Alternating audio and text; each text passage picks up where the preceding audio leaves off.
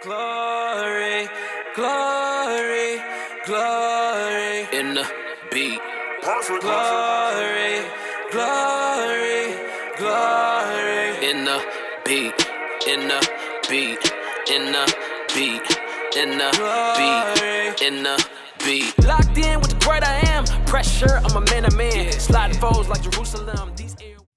What's up, folks? We are here with another episode of the Glory in the Beat podcast. And today's guest is someone that's been really, on the rise, doing some big things, some great things, got some great things going in the works. Hailing out of Cleveland, Ohio, we got Mr. Rob Noor himself. How you doing? What's going on, man? Good morning. Good morning to you, sir. So how are things? I'm good. It is flu season, so I'm trying to duck the air I breathe. Like, you hear a cough, it's time to go. Time to go. Yeah. So, one of the things that we do here at Glory in the Beat, we really try to educate people on the space of Christian hip hop, right? So we hope to bring in a lot of listeners, viewers who might not be familiar with who you are. So for all those people, could you just take a quick second to say and explain who Rob Noor is? Yeah. Man, I'll start with my age. I'm 24. I'm a father. I'm a husband. I am an artist. I've been an artist since I was 7, 8, as long as I can remember. Well, it started off with drawing, sketching. And I consider myself a disciple to Jesus. And was raised in a church. But now I find myself at 24 years old in this awesome, sorry, that's my phone. Let me put this on silent. In this awesome genre, niche, culture, movement thing called Christian hip hop, where I'm able to be fully myself, bring all parts of myself to the table. Hopefully that answers your question. Yeah, most definitely. So could you kind of talk to us about your musical journey? I know you said you started with artistry kind of around the age of 7 or 8, but can you kind of talk to us about kind of how you really started writing lyrics, kind of what you were writing in the beginning versus kind of if you had to make a transition in this age at all, kind of what that looked like? Yeah, so I wrote my first rap about 12 years old. I was at daycare. I was with a friend of mine, and he introduced me to rap. And I was cool on it at first. I was like, nah. And then, I fell in love with it to the point where I would stop going to football practice just to write raps. So, I'll say this. I started off as I feel like if you really love rap, you definitely had to go through the phases where you just was if you was a rapper and you loved the craft, you definitely went through them phases where you just wanted to rap your face off and write 62 bars every time you got the chance.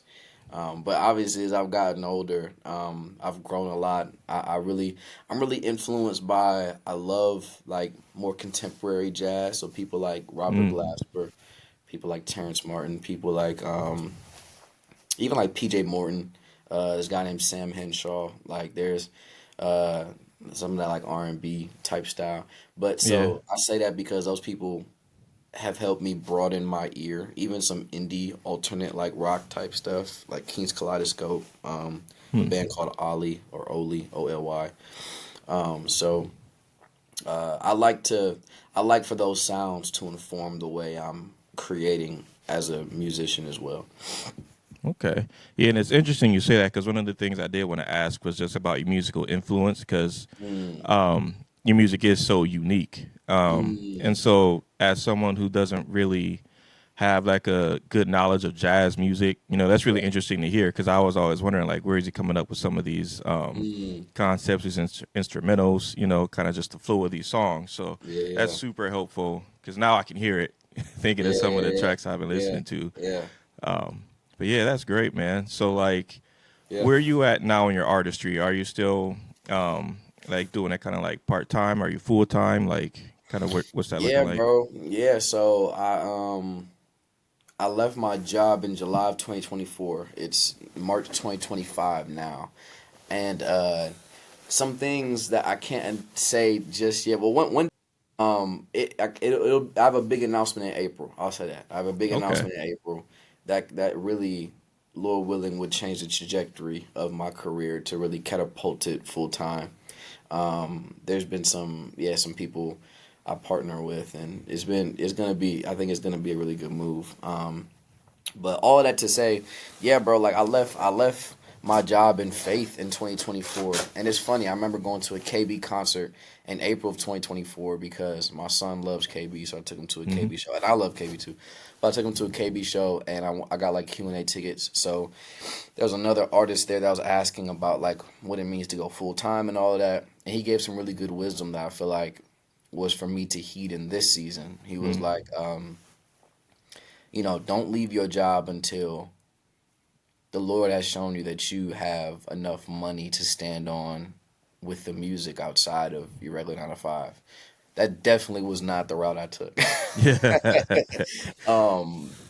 And not even saying it was a wrong route, but there was a lot of wisdom in what he was saying. Okay. So what I did was I went out to this organization called Project Elevation last year. They Hmm. selected me for their cohort, and essentially they selected 10 independent artists, and they wanted to fly them out to Boston for a week and just dump relationship and resource to help them do it full time. I did that. I came back and I was like, oh God, you giving me something. Like the best way to describe it is if you outside and you could feel a heavy gust of wind coming from west to east or east to west. It's like if my dream is a leaf in that wind and it's getting blown in a direction, who am I to not let it go and see where God's trying to take it? So it's Absolutely. like, all right, Lord, I'm gonna follow you with this wind because it felt really heavy. It's like, oh, we going here? All right, let's go. So I left my job and yeah, so I'm rambling. I'm a little bit everywhere, but that's kind of full circle, like what it's looking like now. And I mean, honestly, Gio, I feel good about the near future. I feel good about this year. I feel good about the foreseeable future as it relates to this calling, this season of my life, Lord willing. So Okay. yeah. Awesome.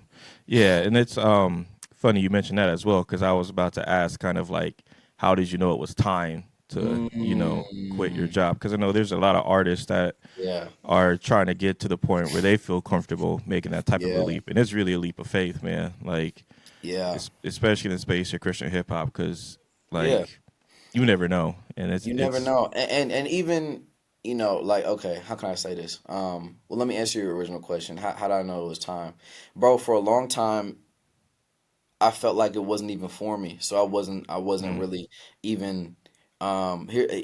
I think in images, you'll get that about me. Like I think in pictures. So imagine like people playing double dutch. If you're playing double dutch, the person who's jumping in is waiting for the right opportunity. If they jump at the wrong time, they'll get smacked by the ropes. They gotta do it it's again. gonna hurt. So right, it'll hurt. And I think that that's it's so cliche, but it's true. My experience in my life with God as it relates to this music journey is like when I got to a point where I was kind of content burying my gift. So that's where the sin was. But Mm, the beautiful thing that was happening was I was discovering what it meant to be content with God, you know, yeah, outside of whatever I feel like he could give me. And that's a lifelong journey. There are days where we live into that better than others. There's never this sense of, oh, I finally arrived. I know what it means. mm, Like I think we kind of see that in Paul. I think in Philippians when he talks about, I've had plenty, I've had few, and I've learned to be content. That's definitely not the way he said it, but that's essentially what he was trying to get across. And so you discover that even like Psalm 23:1, the Lord is my shepherd, I have all I need. But how often do we kind of like believe that? So yeah, I think the Lord tests us. I think the Lord tests us not in a sense where he's like, let me see if you fail, but he's like, am I do you, how do you cherish me? mm, What's in the way of you cherishing me? And honestly, being in a position now where I'm closer to doing it full time than ever, and I believe it is going in that direction, where the temptation to make this thing an idol and be consumed by it is even more present than it was a year ago. So, it's almost that whole cliche, be careful what you ask for, in a sense, Yeah. because on one hand, I believe this is God's gift to me, but he's also, it has to be tested. Here's a good picture I got from scripture the other day. I think it was Luke 5 or Luke 4. Jesus is on the edge of he's on a boat because he's speaking to the masses. So he's like, put me in a boat, I'll push off into the shore a little bit, and so I could speak, to the masses. And he takes one of Peter's boats. This is before he calls him to be his disciple. He does that, and he's talking to the people. And then after the sermon, he tells Peter, go out into the deep, draw your net, and catch some fish. And Peter is saying, we were doing this all night. We didn't catch anything, but because you say so, I'll do it. Yeah.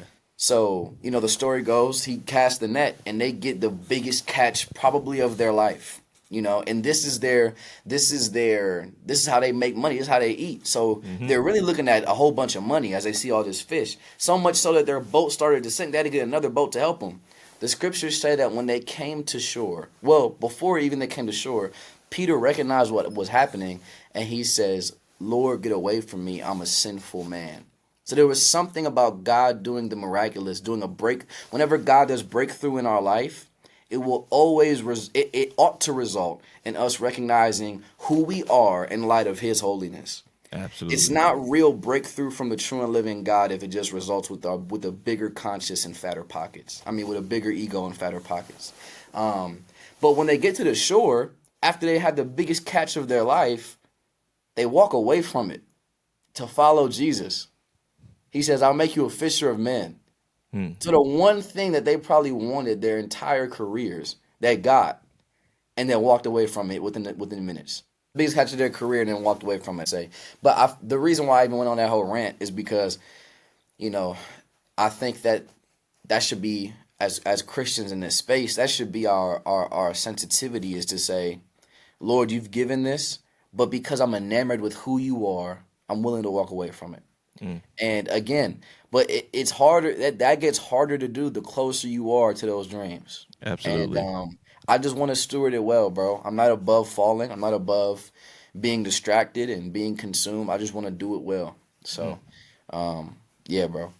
Yeah, that's That's interesting. your original question, but go ahead. Oh, you good? Yeah, that's great. It's interesting you say that though, because last night in our Bible study group, we were talking a lot about what it kind of looks like to be like a selfless Christian versus like a self-serving one or a selfish one, And I swear this week God has really been talking to me in my heart about just keeping my heart pure and my intentions pure, And it's been hard because like I like money. I'm, let's keep it real, Yeah, And hey, we all like some money, yo. absolutely, We all like yeah. it. We need it. Yeah, and it's like there are parts of me that I sometimes have to catch myself from just thinking about money and how can I profit from what we're doing here, and it's like God really reminded me like let's remember like this is a ministry first, like that's was my heart, taking this on, For sure. and Which even just to encourage you, bro, there, and I think you know this already, so I'm not telling you anything new. But like, there's nothing wrong with having that desire and goal in mind for this to make you money. You know what I'm saying? Like I think that's a healthy impulse. That's not an evil one. That doesn't make it less ministry. yeah, But I completely understand that tension though of like, yeah. It's that's like I that's don't trust myself, yeah, like yeah. yeah, it's kind of like what it boils down to. Like I don't trust my own heart. The scripture talks about the heart being a wicked thing.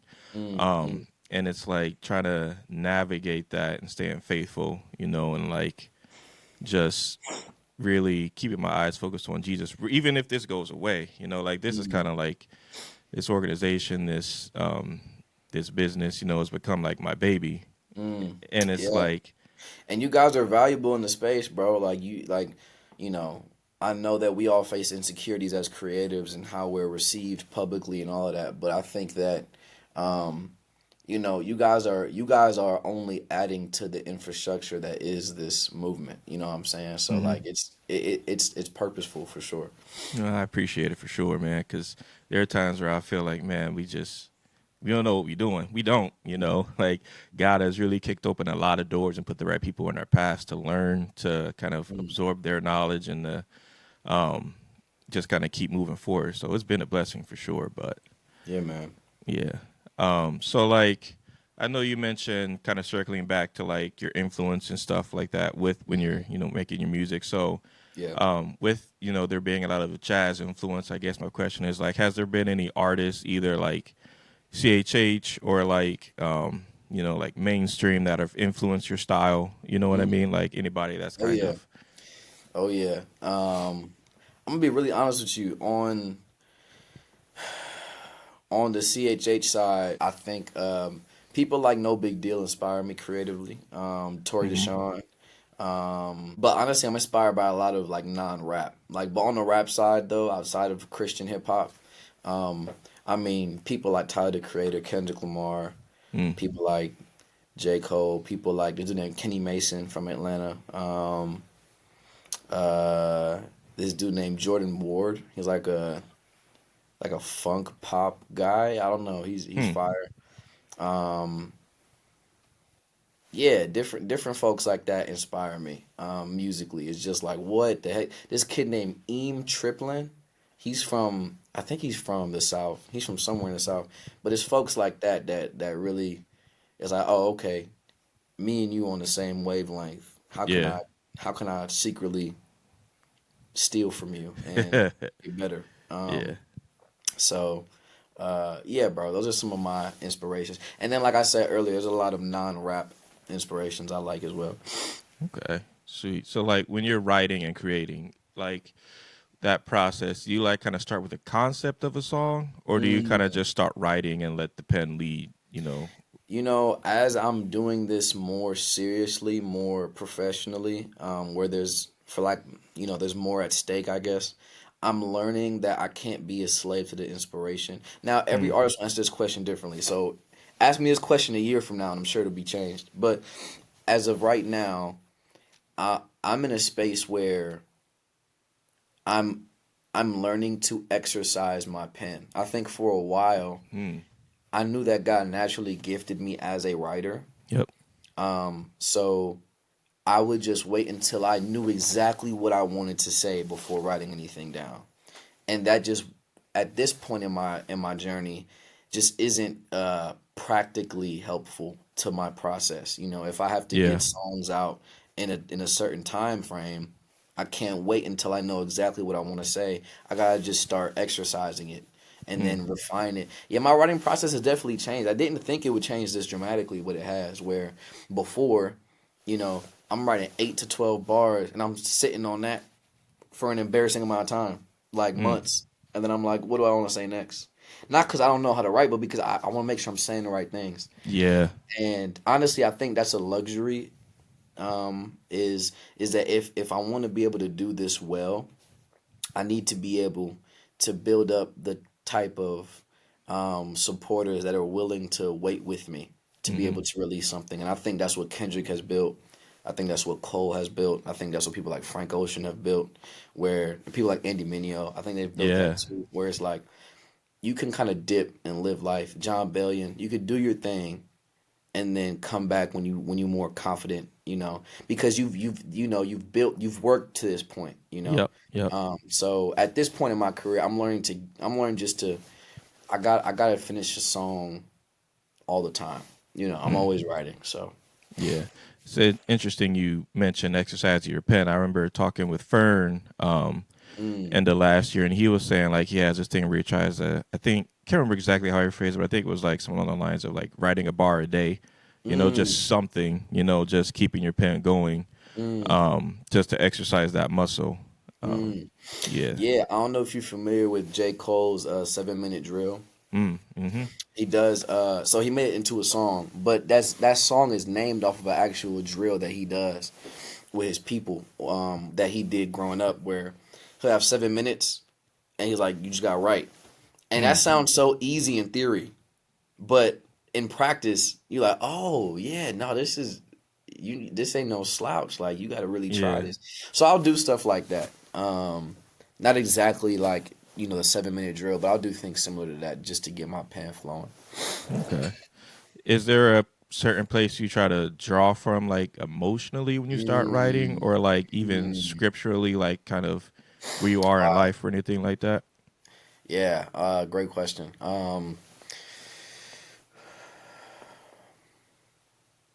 Everybody makes sad music. And I mean, our world is full of grief, bro. I mean, that is life in a lot of ways. Is the scriptures say it's better? I'm gonna butcher it. I think it's in Ecclesiastes. Better to live in a house of mourning than a house of feasting. And the principle there being that what this life is on this side of glory is death. Death is imminent. Yeah. It is defeated in Christ Jesus, but for those found in Christ, it's not the end of our story. But so with that being said, it's like, I mean, especially for the Christian, when he calls you to the way of the cross, I feel like the angle that God has given me for my writing, at least in this season, is to lament and grieve very vivid and authentically, but with hope. So like somebody I think does this well, and they call a lot of flack for this, but King's Kaleidoscope has a song called Prayer, where I think it's about how he Yes. lost his son. Yes. Yeah, you hip to it? You heard it Yeah. before? Yeah. I Yeah, love yeah. it. So in the hook he says, he drops the F word somewhere Yeah. in the hook. Yeah, but he's trying to capture the grief and the pain of Like, right now. it's real. It's Yeah. real. It is so real. Like a lot of us who are walking with the Lord, when life get really real, I don't care how saved, sanctified you are, like Hmm. you're gonna do, say, think things that fall short to the glory of God. Now the task of the artist is how are we going to portray this to the world? Yeah. Like how are we going to put this on display? I do think there are wise ways to do it, but I Hmm. don't think there's necessarily, yeah, Mm. yeah, they're. I think what they did is good, and I Agreed. think Yeah. that from my perspective, from where I am in my life with God, I want to be able to create art that can translate the way that a song like that has. Hmm. Where this is like, if I'm going through something really tough, this is the grim reality of it.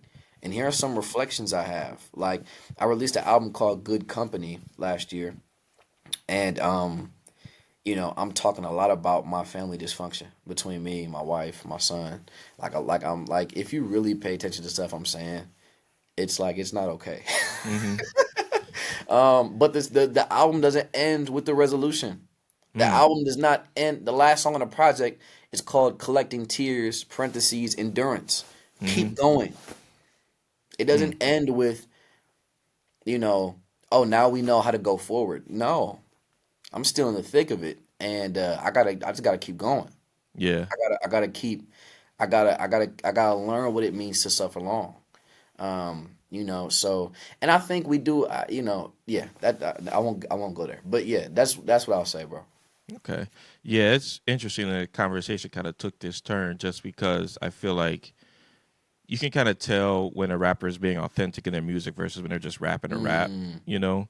And I think that's also kind of something that's super prevalent just in Christian music in general, is like just sunshine. Yeah, yeah, like they're just rapping to rap, if that makes sense. They're not really yeah, saying anything, right, right. and that's never been something that I've ever come across like with your music, you know what I mean? Mm, mm, But I do also think that's something that's prevalent just in Christian music and the Christian space in general. Is like a lot of people are scared to get vulnerable, to go with the rawness of life. And I think that's kind of why you see like the pushback they got on that song with King's Kaleidoscope. It's mm, mm, like you, I saw nothing wrong with it. I actually love the song, mm, and mm, when I first heard it, I went and took it to Kelly, like my wife, and I'm like, babe, you gotta hear this song. Like he in Yeah. there cussing, but this song is powerful. You It's know what I real. mean? And listen, bro, and that's what I'm saying is like, to be honest with you,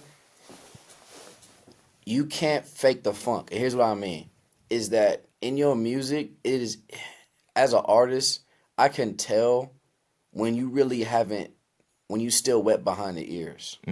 Yeah. When you really haven't, like, and that's okay. That's, look, when I was 13, 14, first writing raps, I remember I wrote something about a strip club and my mom found it. And she was like, boy, this is not your life. Yeah. Why are you writing about this? I thought that's what I had to portray. And I was even doing Christian rap at that time. And it's like, what you know? Yeah. But I think we see the same thing today. Like I could hear an artist and I'm like, that person's really trying. I think they really mean what they're saying, but I can tell you really haven't, like, you kind of haven't been tested yet. Yeah. Like you Yeah. kind of haven't you haven't really, like, you haven't confronted your cross for real. And you know, that's of course without personal relationships with some of these guys, but just my perception could be Yeah. that. Yeah. But yeah, to your point, man, I think for that song, that King Kaleidoscope song, you can't manufacture that experience. You can't manufacture that emotion. You can't cook that up in the studio. You got to go live that. Yep. And then the song is a fruit of what you lived. And I guess that's what I'm trying to say. It's like the best artists in the world to ever do it. The Kendrick Lamar's. This was the whole Kendrick Drake situation, low key. Was Yeah. like Kendrick's music, what he's talking about, man. That's when Kendrick say, "Have you ever played? Have you ever?" Okay, let's play. Uh-huh. Like, let's do that on the Christian side. Uh-huh.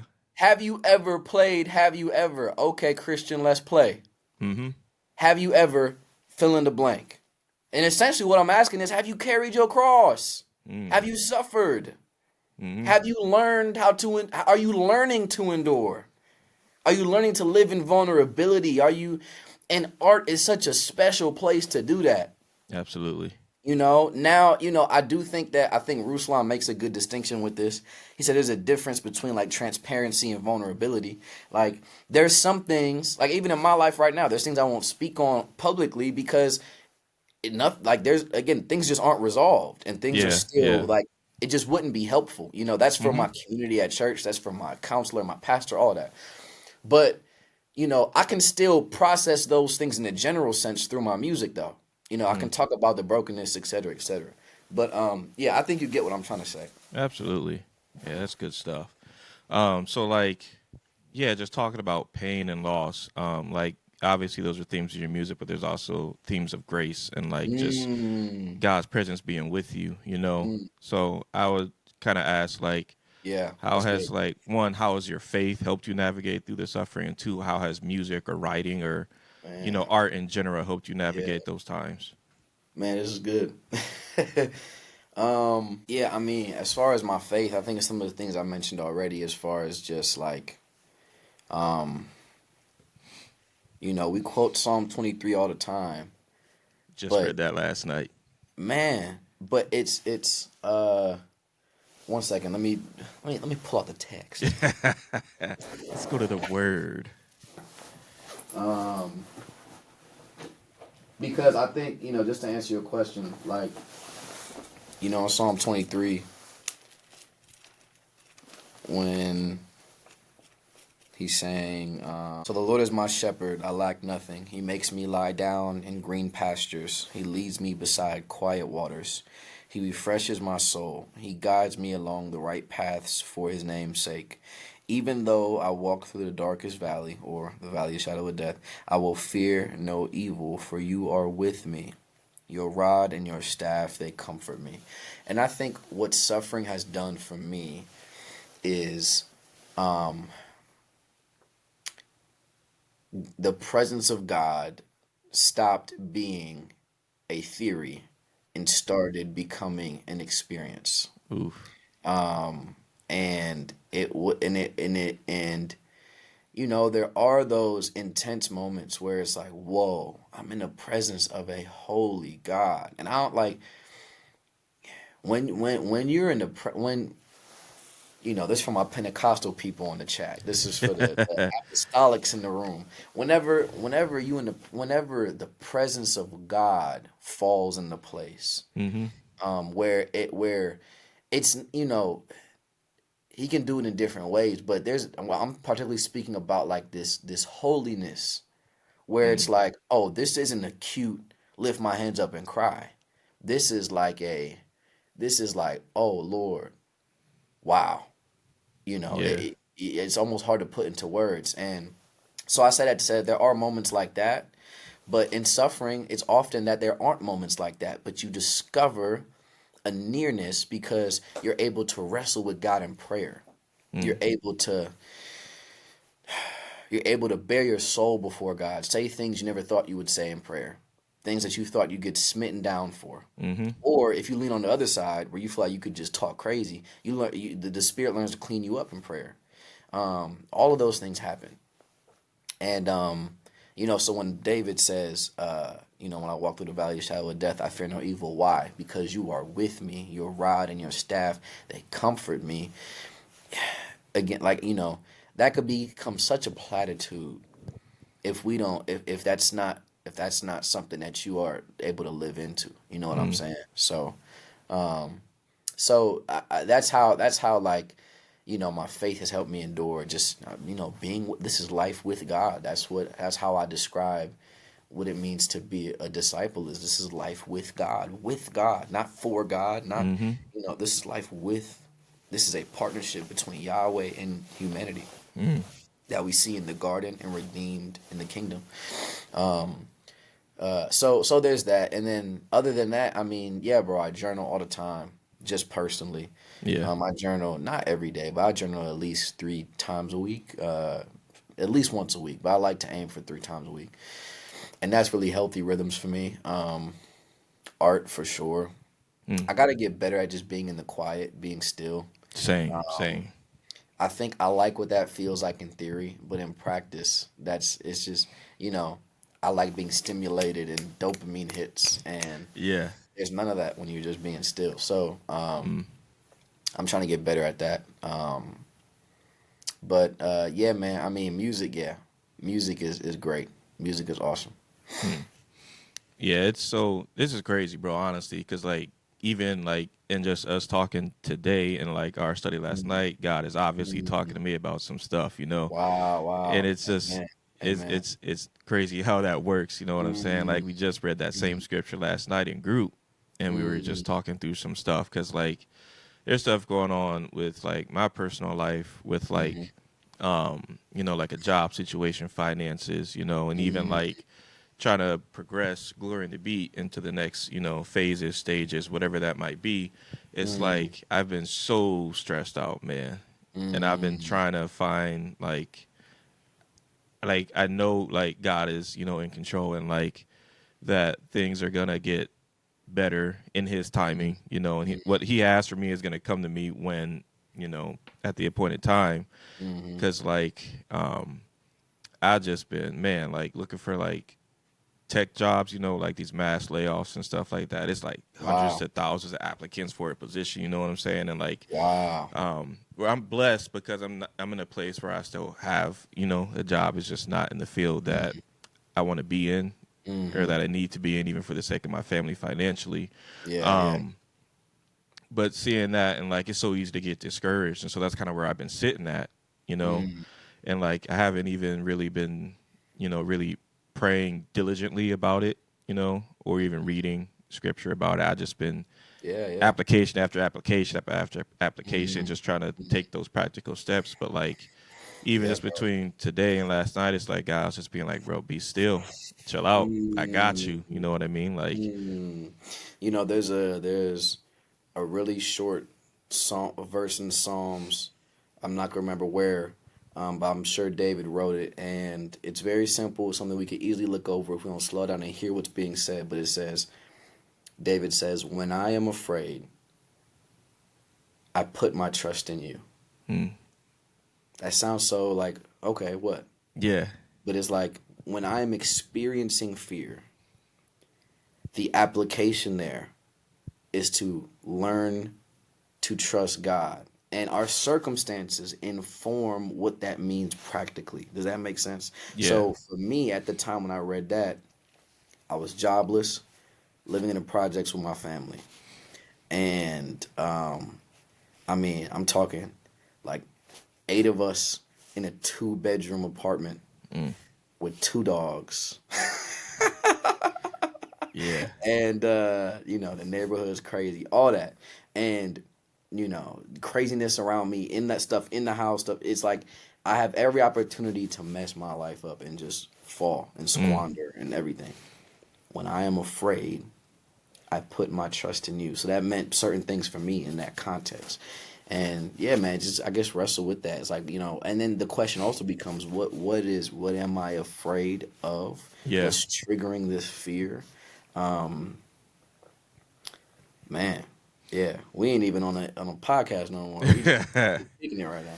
Yeah, man, that's crazy. Because like, even like we had just talked about before we started recording, like with the no big deal thing, like fear, like Wow. like finding that root. It was fear, and what I was afraid of was making a fool out of myself. You know, looking ridiculous. You know, and like God just being like, yeah, you know what I mean. Like I'm opening this door, walk through it. You know. But yeah, it's been a blessing. Yeah, man. But cool. So kind of just to switch gears a little bit, you kind of hit on it like a tiny bit, just kind of like, but something I always ask my guests is kind of like, what's your opinion on the current state of like Christian hip hop as it stands right now? Yeah, so you heard my critique, but I do think that there are good things going on. I think, bro, it is spooky outside in the best of ways. Yeah. It's like, oh, it's like people figuring out how to really stand on their own too out here. Mm-hmm. And it almost feel like strike the iron while it's hot. Yes. Yes. Because it feels like in the next year, 2, 3, and it's already like this now, but it even more so. I guess what I'm trying to say, I can only see this thing growing, bro. Mm-hmm. And I think there's going to be more Tobe Nwigwe's. I think there's going to be more, and here's what I mean by Tobe Nwigwe. Somebody who like kind of got their start in some senses just being familiar in this community, but has the ability to transcend. Yeah. Like, and when I give this analogy, this is no shade at anybody I'm mentioning. But I look at a Lecrae and I look at a Tobe Nwigwe. They are both legends in their own right. But I think they do different things. I think Lecrae has been able to trailblaze for many, you know, but for whatever reason, he's found his pocket. He's a smart businessman and he's just dug well there. Tobe Nwigwe has been able to artistically transcend, you know, whatever a Christian hip hop is. He's just Tobe Nwigwe. Yeah. You know, Yeah. he's not Tobe Nwigwe, the Christian rapper. He's just Tobe Nwigwe. You know, but for Lecrae, people say, no, that's Lecrae, the Christian rapper. And there's a lot of implications in what I'm saying, and it's layered. But I just think that there's more room for that. There's more room for people to choose. There's more points of reference now for who God has called us to be than ever before.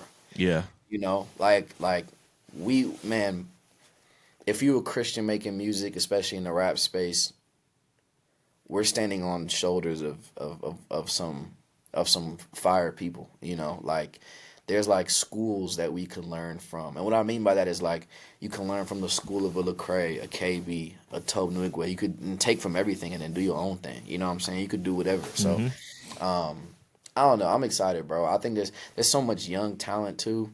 Yeah. There's so much, you know, and I see a lot of people who've been around this thing for a while who are maybe in their 40s, maybe even 50s, and are willing to serve and love on guys my age in their 20s, you know, and like trying to lead and lend a hand. Yeah. So I'm grateful for that. Yeah, that's something I've seen Derek Minor doing quite a bit. You know, the OG. Like, oh yeah, he a real one. Yeah, yeah. Yeah. So like, I saw you're a finalist for the Rapzilla freshman list, right? Yeah. So first off, how does that feel? That's a blessing. I got so excited when I saw your name on that list. I was like, yes, let's go. Put my vote in now. It is a blessing. I'm gonna be honest with you. I don't even know what that means. I'm gonna Yeah. be so honest with you. I don't know what that means. Mm. Like if I get that, man, thank you. If I Mm-hmm. don't, it wouldn't really change anything for me. I'm just not even in a bad way. Please don't hear Yeah. me saying like I don't need you. It's just like I don't even know what it means. I don't know what it means to be a Raptors little freshman, but I'm Mm-hmm. grateful. I'm all the way grateful. Like this is, you recognize the hard work and the talent. Like Absolutely. thank you I for think, being willing to. Yeah, yeah, I think that's kind of like, in and of itself, a testament too, but yeah, before anything else, it's like it an is. acknowledgement of like the hard work, the growth, the Mm, talent, mm. like I think Yeah, that in and yeah. of itself is a I huge mean, feat. 10 years ago, bro, I'm 24, so when I was 14 and Rapzilla was like the gateway to Reach Records, like, Yeah. you know, 14-year-old me would be very proud. Mm-hmm. So this is for 14-year-old me. Yeah, I feel it. yeah.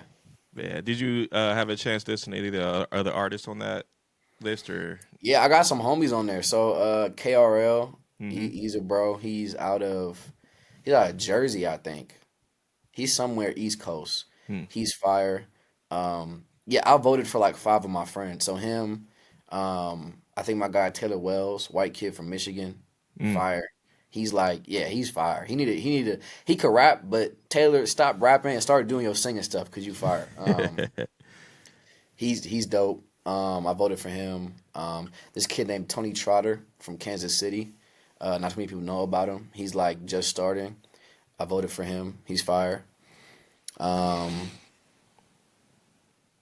yeah, and my boy Dieris from Dayton, Ohio. Got Mm. some other Ohio boys on there. He's fire.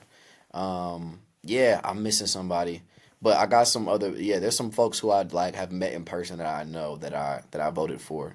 Um, yeah, bro. Yeah, so there's some other fat folks on there who I've listened to and have done work with before. Okay. Yeah, that's dope. Yeah, it's a huge thing. So I'm happy for you, proud of you. Man, Excited to thank you, see, bro. just where that goes. You did recently release a track with Scooty Wop called "Holy, Holy, Yeah, Holy." So can you kind yeah, of talk yeah. about that collab a little bit? Yeah.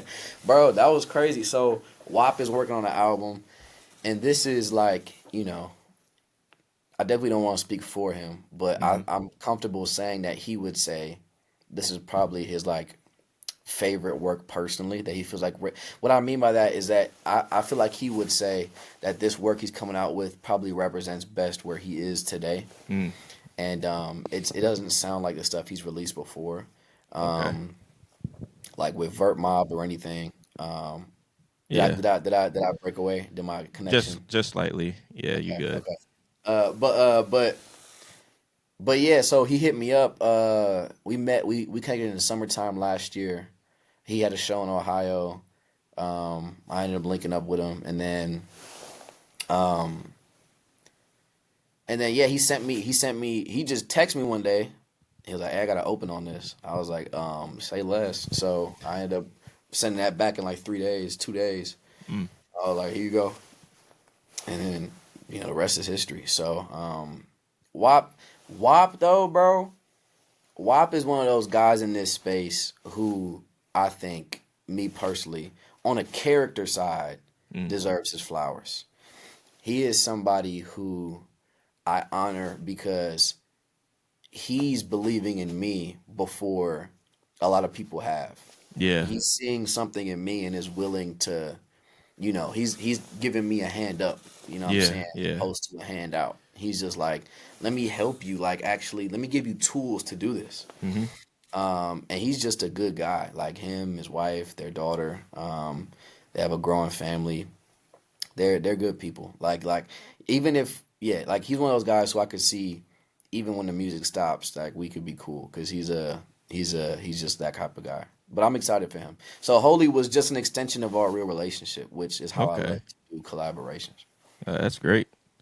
Yeah. So kind of switch gears just a little bit here to kind of talk about some lyrics, and then kind of Mm, segue into a kind of a another deeper question, but in Maranatha, you said, I see how Jesus was tempted, had his identity questioned. So when I'm tried and I'm tested, and then you kind of go into a little bit more. But my question there is like, have you had to wrestle with your identity as a believer, specifically in like as a rapper? You know what I mean? Like, Wow.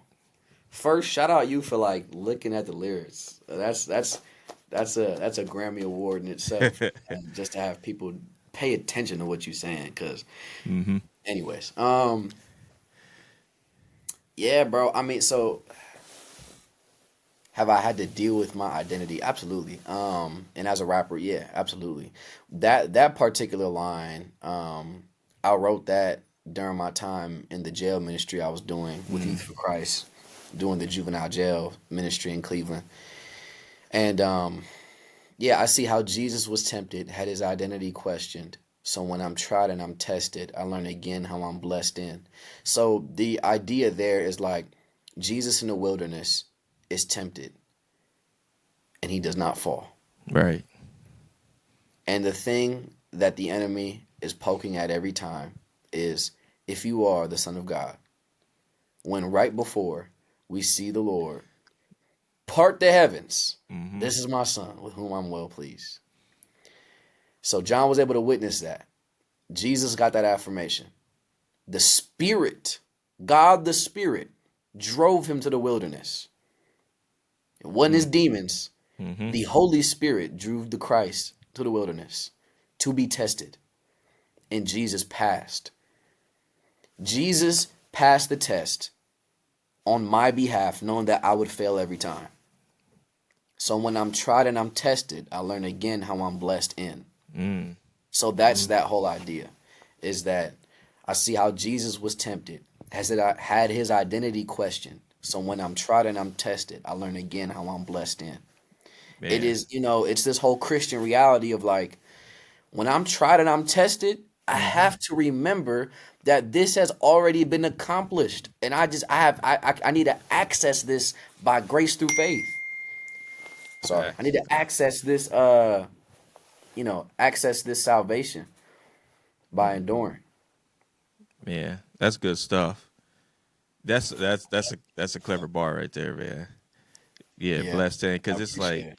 man, it's so easy to just be like, man, I really ain't worth a dime, man. You know, like, and like in times where it's interesting, even like just thinking about that story in the wilderness, like God drew him to the wilderness. You know what I mean? Like it wasn't even like the devil drug him in there, or like you said, any demons or anything like that. Like God took him there.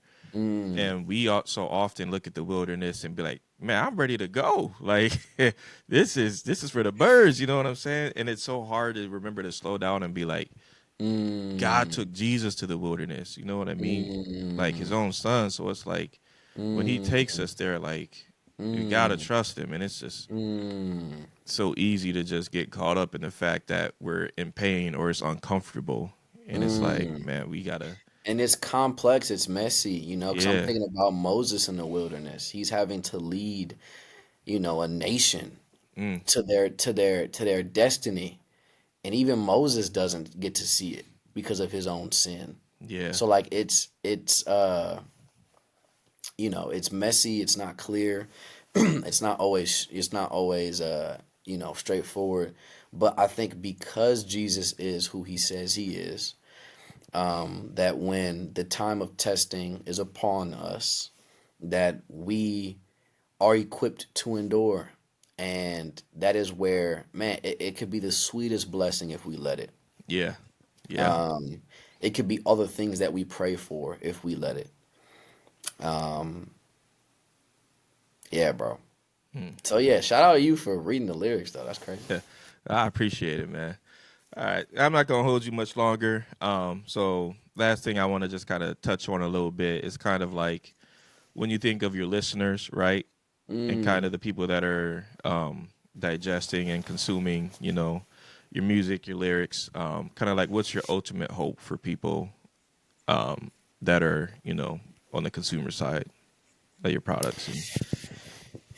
Yeah, bro. I want to be able to inspire hope in hopeless people and hopeless places. I mean, that's kind of, the scriptures say that our high priest is, he is well acquainted with grief. And if, I think in some ways being like Jesus, in a healthy way is, and this is why embracing our cross is important as well, because when we embrace suffering in our life, and when we have the audacity to be like Jesus in the face of suffering, knowing dang well it's not going to look like complete holiness, but when we have the audacity to attempt it, now we have a testimony for the hopeless. Now we have a testimony. Now people can see themselves in us, and what they're really seeing is a vision of who they could be in Jesus. And that's so important.